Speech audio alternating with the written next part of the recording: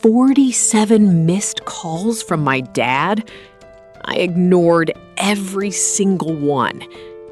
Until the police told me he died trying to reach me.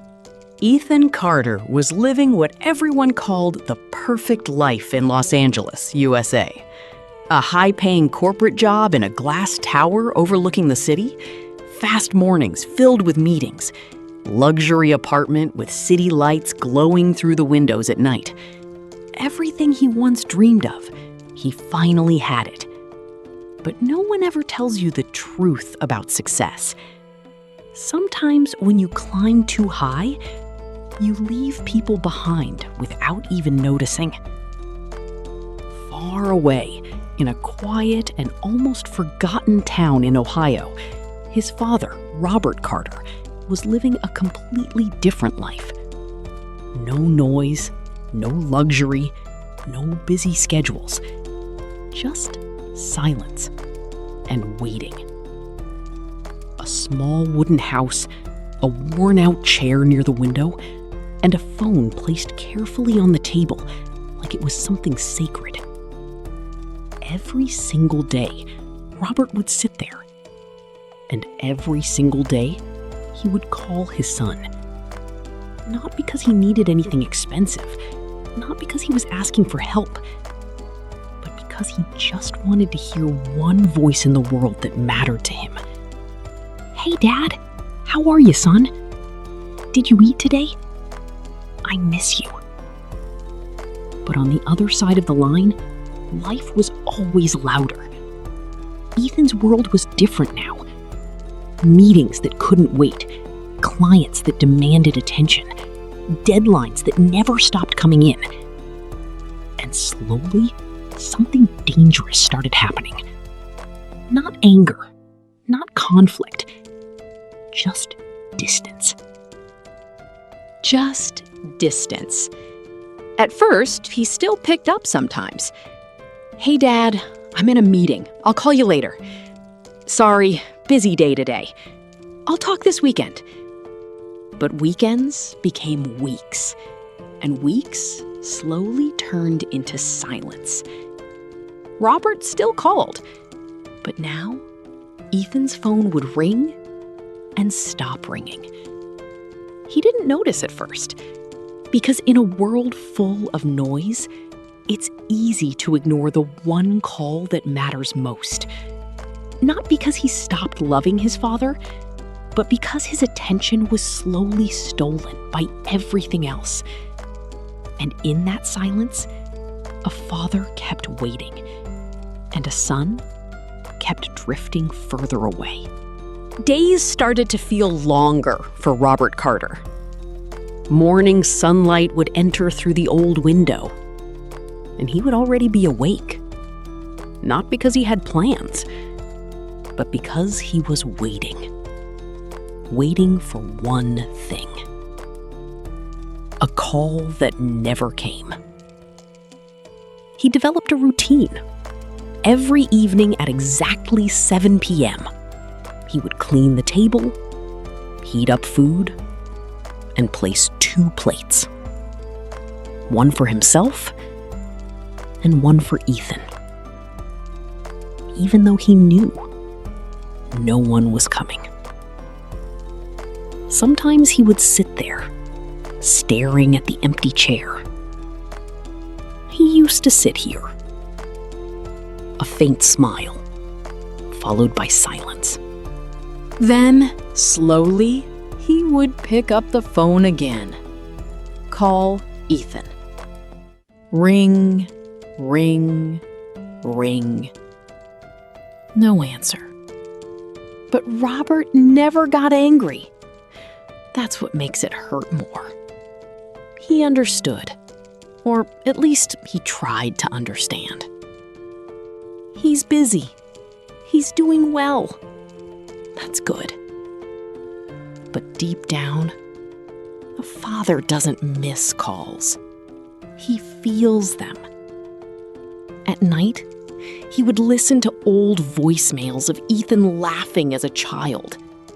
That same laughter, now replaced by silence.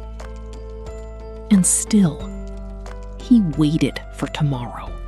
One cold evening, Robert stood in the kitchen, trying to pour himself a glass of water. His hands started shaking. The glass slipped. It shattered on the floor. He tried to bend down, but suddenly, his body gave up. He collapsed. Breathing became heavy. Vision blurred. The house felt smaller, quieter, scarier. With all his strength, he dragged himself across the floor. Every inch painful. Every movement slower. Until finally, his trembling hand reached the phone. He called Ethan. Ring, ring. No answer. Again. Ring, ring. Still nothing. His breathing got worse. His fingers barely working now. He recorded a voicemail. Voice shaking. Broken. Ethan. Son. Ethan? Son. I don't feel okay. Please, just pick up once. A pause. Heavy breathing. I just wanted to hear your voice. Call ended. And with it, hope started fading. After that night, no more calls came from Robert. No voicemails, no missed calls. Nothing. At first, Ethan didn't notice. Because silence doesn't scream. It disappears quietly. Days passed. Then one evening, Ethan looked at his phone. And for the first time, Dad hasn't called in a while. It felt strange, but not enough to stop his life. He's probably fine. And just like that, he moved on. But what Ethan didn't know was that in Ohio, that silence wasn't normal. It was final. 6 months later, a normal night, Ethan was sitting in his apartment.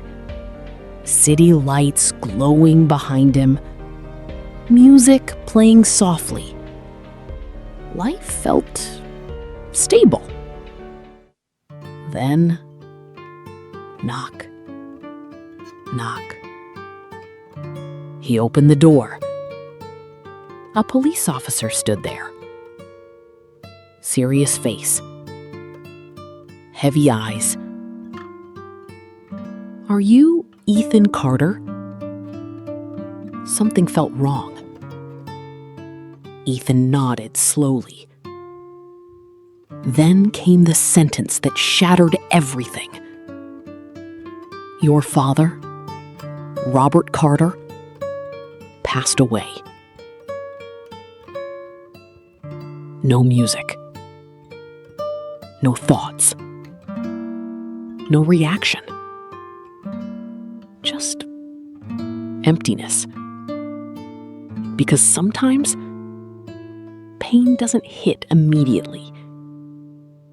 It freezes you first. Ethan rushed to Ohio. The house looked smaller now. Colder. Like it had been waiting too, but gave up. He stepped inside. Silence. Dust. Stillness. Then he saw it. The table. 2 plates. One untouched. His hands started shaking. He walked closer. And there, the phone. Screen still on. Contact open. Ethan. Son. Missed calls? 47. His legs gave out. He dropped to the floor. With trembling fingers, he played the last voicemail.